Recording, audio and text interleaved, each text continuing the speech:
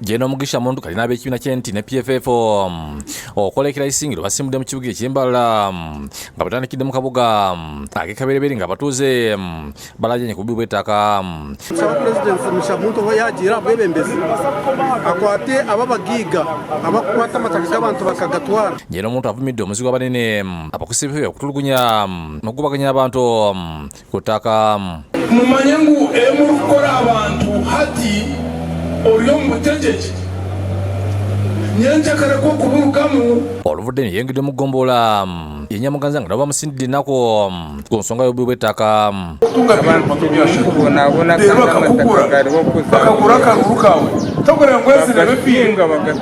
Ate atakanyiziddwamu ekiro ekyenkubabula tekimulobedde kuyogera mu kabuga Kenya kitunga ssere okusisinkana abawagizi be. Ina avuka mbuulidde ku bbula ly'emirimu. Mwebintu basaba ngo muterere barubu muterere kitangara kibaleetere twagira omwirimu ogwo. Atakwadde ekibiina ky'FDCP n'ettandala amafaabi olunaku alumazeko nga bwenja akalulu mu disitulikiti Okole Kyenjojo Kakadi ne Kibaale asanze okusomozebwa ekiro ky'enkuba emmotoka zaabwe ne ziseerera. Wabula amafaabi n'abawagizi be bagigumidde n'abasaba akalulu. Omululu bwamba bwa maanyi nnyo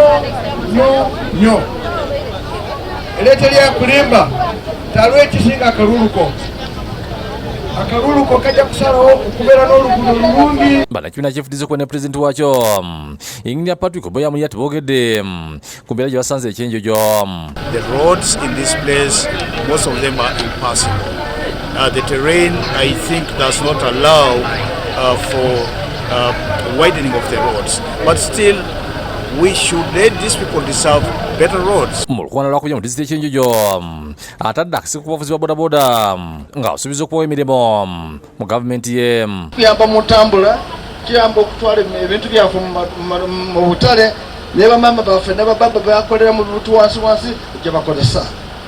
Sekita yetu tulina okugisapootinga. Yeeyongedde mu disitulikiti kati kyokka ab'ebyokwerinda tebamuganyiza kubalukuŋŋana nga asazeewo okugera wakati mu luguudo. Kino kitabudde mafaabi n'alaga obutali bumativu. Abapoliisi bano bakambwala n'ebiseera ebimu bavuddeka nga amaka gaabwe gali bubi tebalina kyakulya. Bano abamu ku bawagizi basazeewo okutuula wansi mu luguudo okusaba ebyokwerinda bwe babalese. Ndakwatidde ekibiina ky'abawejjera bendera ekya National Peasants Party Robert Kasibante akalulu akanoonyereza Mitoma ne Shema oluvudde n'ageze mu katawuni k'e Katenga ng'asuubiza abalonzi okutumbula omutindo gw'ebyobulimi n'ebyenjigiriza.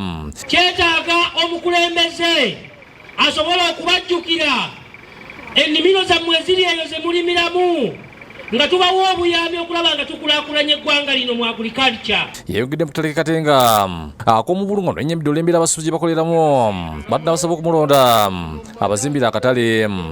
Abennyini betulwanirira abawansi kubanga ahabwakuba akatale kano kalina kubanga kazimbiddwa bulungi. Atuseeko ne mu kataano k'Emitoma ne Shema nga abalonzi bamusobeza ebibuuzo.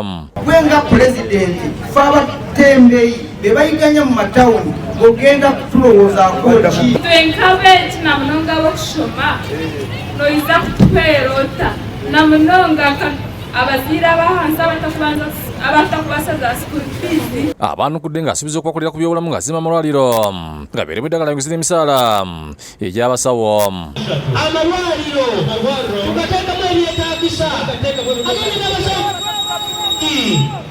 nga n'abasawo tubasasula bulungi.